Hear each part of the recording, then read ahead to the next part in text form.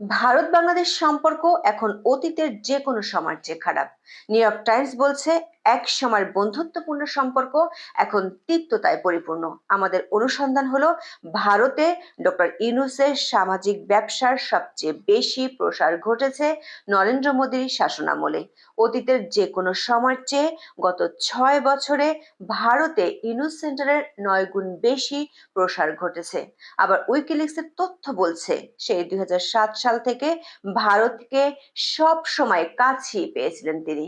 তাহলে কি কারণে হঠাৎ করে সম্পর্কের এমন ছন্দপতন? চলুন যাওয়া যাক বিশ্লেষণে।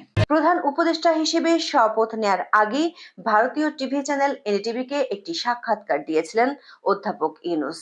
সে সাক্ষাৎকারে তিনি বলেছিলেন, বাংলাদেশ অস্থিতিশীল হলে তার প্রভাব গিয়ে পড়বে মায়ানমার, ভারতের সেভেন সিস্টার আর পশ্চিমবঙ্গে। ওই সাক্ষাৎকারকে অনেকেই মনে করেছিলেন ভারতের প্রতি কড়া বার্তা।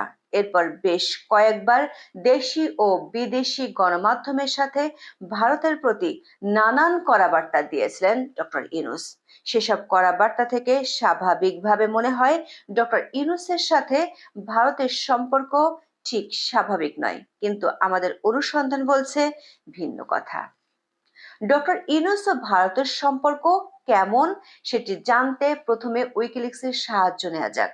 উইকিলিক্স 2009 সাল থেকে 2018 সাল পর্যন্ত 361টি ডকুমেন্ট উন্মোচন করেছে।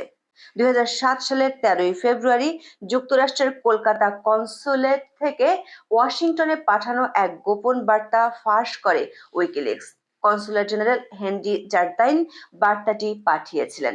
সে বার্তাটি ছিল মূলত রাজনীতিতে হাসিনা খালেদার চক্র ভাঙার জন্য ইউনূসের নাগরিক শক্তি নামের রাজনৈতিক দল গঠন নিয়ে।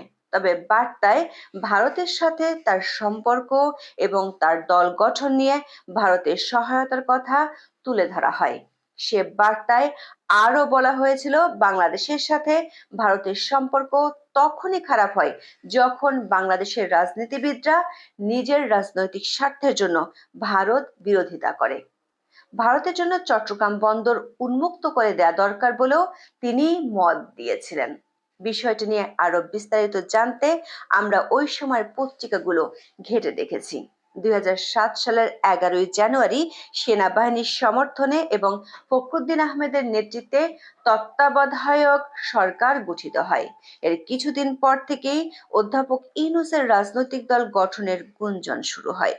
31শে জানুয়ারি দিল্লিতে এক সংবাদ সম্মেলনে অধ্যাপক ইউনূস বলেছিলেন, দেশের পরিস্থিতি বাধ্য করলে তিনি রাজনীতিতে যোগ দিবেন। সেই সংবাদ সম্মেলনের আগে তিনি ভারতের তৎকালীন প্রধানমন্ত্রী মনমোহন সিং এর সাথে দীর্ঘ বৈঠক করেছিলেন। আবার দেশের দল গঠনের ঘোষণা দিয়ে যান দুবাইতে। সেখানেও তিনি ভারতীয় নেতাদের সাথে বৈঠক করেছিলেন। তবে 3 মাসের মধ্যে ডক্টর ইউনূসের রাজনৈতিক দল গঠনের প্রক্রিয়া ভেস্তে গেলেও ভারতের সাথে তার সম্পর্ক ছিল অমলিন। 2009 সাল থেকে ভারত সরকারের উচ্চ পর্যায়ের আমন্ত্রণে তিনি প্রতি বছর বেশ কয়েকবার দেশটিতে সফর করেছেন। অংশ নিয়েছিলেন ভারত সরকারের বেশ কিছু গুরুত্বপূর্ণ বৈঠকে। 2011 সালে আমন্ত্রণ জানানো হয়েছিল ভারতের লোকসভায়। বিশেষ করে কংগ্রেস ক্ষমতায় থাকাকালে ডক্টর ইউনূসের সাথে ওই সময়ের ভারত সরকারের কর্তা ব্যক্তিদের সাথে খুব ভালো সম্পর্ক ছিল। এর একটি কারণ আছে। কারণটি হলো, সাবেক কংগ্রেস নেতা প্রণব মুখার্জির সাথে ক্লিন্টন পরিবারের সম্পর্ক ভালো ছিল। উইকিলিক্স হিলারি ক্লিন্টনের যেসব মেল উন্মোচন করেছে সেগুলো থেকেও বিষয়টি জানা যায়। কংগ্রেস যাওয়ার পর ভারতে আসেন নরেন্দ্র মোদী সরকার। নরেন্দ্র মোদীর সাথেও ডক্টর ইউনূসের উষ্ণ সম্পর্ক ছিল। 2015 সালে ভারতের মুম্বাইয়ে 3 জানুয়ারি 102তম ইন্ডিয়ান সায়েন্স কংগ্রেসের উদ্বোধনী অধিবেশনে ডক্টর মোহাম্মদ ইউনূসকে স্বর্ণ পদক দিয়ে সম্মানিত করেন ভারতের প্রধানমন্ত্রী। 2017 সালে তিরুপতি শ্রী ভেঙ্কটেশ্বরা বিশ্ববিদ্যালয়ে বিজ্ঞান কংগ্রেসের অনুষ্ঠানে নরেন্দ্র মোদী আবারও নিজের হাতে ডক্টর মোহাম্মদ ইউনূসকে স্বর্ণপদকে ভূষিত করেন, সম্মাননা জ্ঞাপন করে মানপত্র তুলে দেন।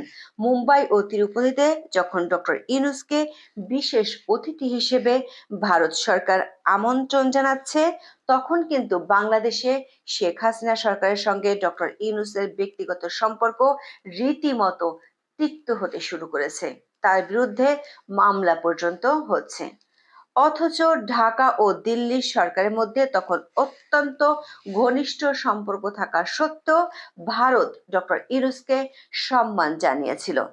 তার চেয়ে বড় খবর হলো, মোদি যখন ক্ষমতায় তখনই ডক্টর ইউনূস তার সেন্টারের একের পর এক শাখা খুলেন ভারতে। 2015 সালে বেঙ্গালুরুতে গ্রামীণ কুর্তার সদর দপ্তর খুলে বসেন।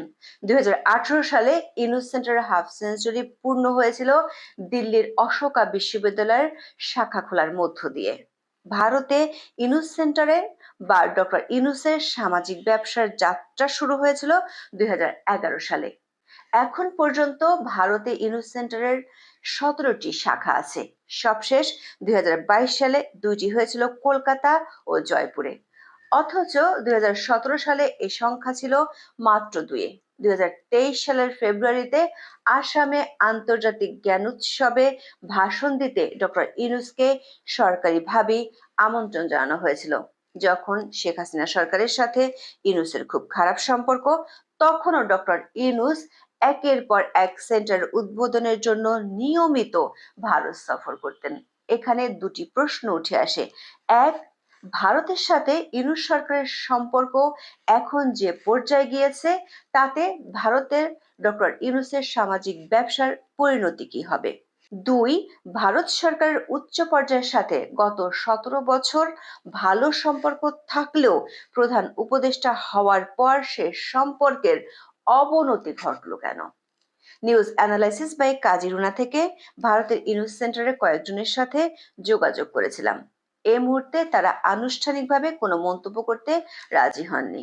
তবে দুদেশের সম্পর্কের অবনতি হলেও সেন্টারগুলো যে হুমকির মুখে পড়বে সে কথা তারা স্বীকার করেছেন। প্রধান উপদেষ্টা হওয়ার পর ভারত বাংলাদেশ সম্পর্কের যে অবনতি এবং ডক্টর ইউনূস যে বেশ কয়েকবার ভারতকে কড়া বার্তা দিয়েছেন, তার কারণ অনুসন্ধান করতে গিয়ে আমরা দেখেছি ডক্টর ইউনূস কখনোই ভারত বিরোধী ছিলেন না। শুধু উইকিলিক্সের ফাঁস হওয়া বার্তাগুলো নয়, ইউনূসের এক সময়কার সহকর্মীরা একথা জানিয়েছেন। অ্যালেক্স কাউন্টস, যিনি একসময় গ্রামীণ ফাউন্ডেশনের ফাউন্ডার ও সাবেক সিইও ছিলেন, তিনি 17 আগস্ট ভারতের ইন্ডিয়ান এক্সপ্রেস পত্রিকাকে একটি দীর্ঘ সাক্ষাৎকার দিয়েছেন। সেখানে তিনি বলেছেন, প্রফেসর ইউনূস ভারতকে সবসময় বাংলাদেশের অকৃত্রিম বন্ধু হিসেবেই দেখেছেন। তাহলে কেন এমন সম্পর্কের ছন্দপতন? তার উত্তরও দিয়েছেন ইউনূসের সাবেক সহকর্মী অ্যালেক্স। তিনি বলেছেন, হাসিনার সরকারকে সহায়তা করা, বিশেষ করে হাসিনাকে আশ্রয় দেওয়ার কারণেই এমনটি হচ্ছে। উইকিলিক্সের এক বার্তায় এই বিষয়টি সম্পর্কে আজ পাওয়া গিয়েছিল আরো আগে। ডক্টর ইউনূসের সাথে শেখ হাসিনার সম্পর্ক এমন পর্যায়ে পৌঁছে গিয়েছিল যার কারণে এখন শত্রুর বন্ধুও শত্রুতে রূপ নিচ্ছে, যদিও সে শত্রুর বন্ধুটি এক সময় বন্ধু ছিল। আজ এ পর্যন্ত। ভালো থাকুন, সুস্থ থাকুন, নিরাপদে থাকুন। দেখা হবে আগামী পর্বে।